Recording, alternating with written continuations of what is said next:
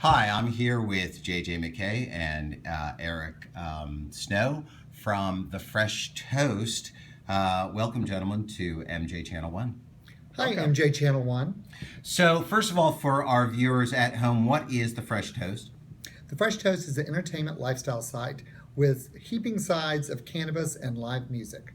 So, who are you aiming this site for? Well, actually, our site is geared to anybody who's canna curious, but we really are focused toward the 85% of people in North America who use cannabis every year, who don't identify as part of the heavy user culture. So, when you say Canna Curious, that means this is not the High Times audience. This is not the Dope Magazine audience. This is a more mainstream audience. Is that right? This is the people who read Huffington Post, USA Today, eat at Cheesecake Factory, or drink artisanal liquors. Cool. These are the people who see this as just one component of their life as opposed to a definer in their life. These are the people who read BuzzFeed, who read Bustle, those types of publications that are out there.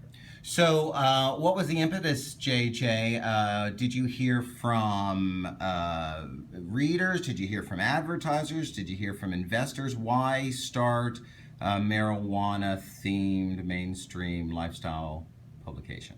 The impetus was friends of mine were in the industry, and as I began talking to people who were kind of curious, no one felt that anybody spoke to them. And I would say amongst all my friends, none of them felt there was any place that they can get reliable information, both for recreational and for medical, that they understood and made them feel good.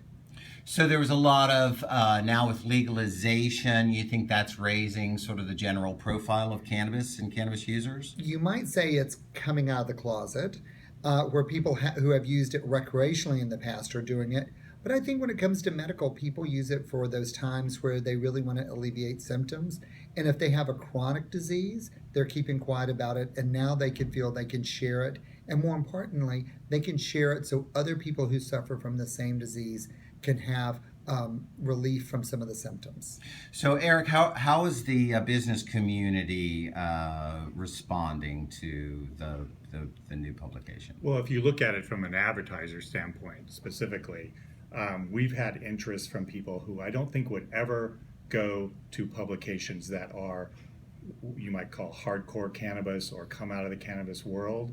It's because of the fact that we're coming to this from the media side, and that's a huge distinction that we try to make, is that we're approaching it from the media side. So you look at how we approach storytelling, you look at how we're hiring for our editorial team.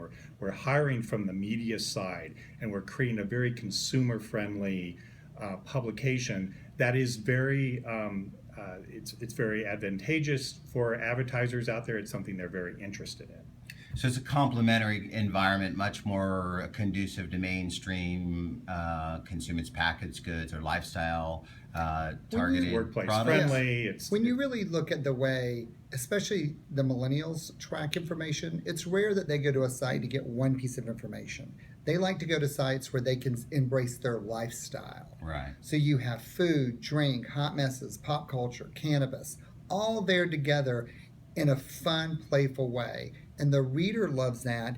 And what the business community sees is that it's in a way that we feel we can steward mainstream brands. Right. So talk about your launch. You recently had a major gala in New York City. Had a lot of press, a lot of folks in the traditional media. You mentioned, Eric, that's where the editorial, the content is based in New York City. Yes. Tell me about that. How was that? Well, we launched with a big push out from Politico, which we're very grateful for. And then we had an influencer launch event in New York in the first part of October. We were very blessed to have a huge number of mainstream media come, whether it be NBC, the New Yorker magazine, CNN, all came and participated in the event. We were very tickled, along with the business community, Wall Street, the rock music group, models, socialites. It was an excellent mix All of of people. your friends. So will we see additional parties across the country, or is that a one-time We event? will have an event here in November in Seattle, and then we will be doing a second major launch in LA in the first part of 2017. Cool. So we are just 2 weeks before the presidential election. Some are calling this the marijuana election. There are some 9 states that are voting on legalization, including the behemoth California and influential states like Nevada and Florida. How are you guys shooting ahead of the duck? Are you anticipating what's your sense, your spidey sense in terms of what's going on with the election, and how are you, if at all, covering the political influence on cannabis? Well, thanks to our partnership with Law Street Media, who is a content and traffic partner of ours, we will actually be doing some coverage the night of the election and then a lot of coverage the next day of what it means for the consumer. Hey, Floridians, this is what it means for you. Hey, Montanans, this is what it means for you. We are doing some targeted stories before the election to help people better understand it isn't dreadful. You know, this isn't what some of the people on the right are saying. It's definitely something that could be an alleviated diseases. It helps our veterans, and it's something that's just as good for you as vodka or lattes. Right. But do you think that in terms of attracting more mainstream approach, I mean, there's been a couple of polls recently not only suggesting that the elections are moving in the right way towards legalization, but also there was one discussion about investors and how a majority of mainstream investors, some 60% now, would consider investing in businesses that actually touch the plant. Are you seeing elections as part of that normalization? It's definitely going to move the needle in terms of people who are interested in getting involved in this industry. And I think really California is the tipping point. I mean, everyone knows how as you mentioned, it's the behemoth out there. And if that goes, I mean, you're going to see investors, and we're hearing from investors now that are looking for ways to get involved in this industry. So speaking of investors, you've raised some $2 million, I think I read, and you're looking to raise more? We're looking for about another $600,000 to $800,000. And what type of investors are you looking for? These strategic partners, media we would partners? we would love strategic partners, media partners. Wouldn't mind people from the industry because that will only richen our knowledge of it. So we're open.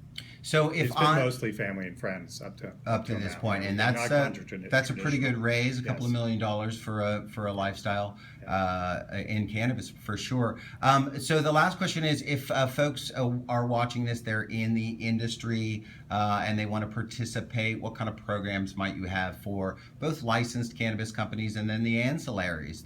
So many folks who are in the MJBA and those types of things. Well, one, if they're in there and they're interested in being part of the Fresh Toast, all they have to do is reach out to us. They can either, reach the two of us or our head of sales, Mike, at thefreshtoast.com. And we have all sorts of opportunities to both promote themselves and to share their stories, be it videos, be it content, sponsored content, being it traditional advertising, be it a social media promotion. And down the road, we'll have events and other options. Fantastic. Last words, gentlemen. Get Fresh Toast each and every day. Come back again and again. Yep. Fantastic. Thanks so much for spending a little time with us. For MJ Headline News, I'm Dave Rhines. Cheers. Thanks.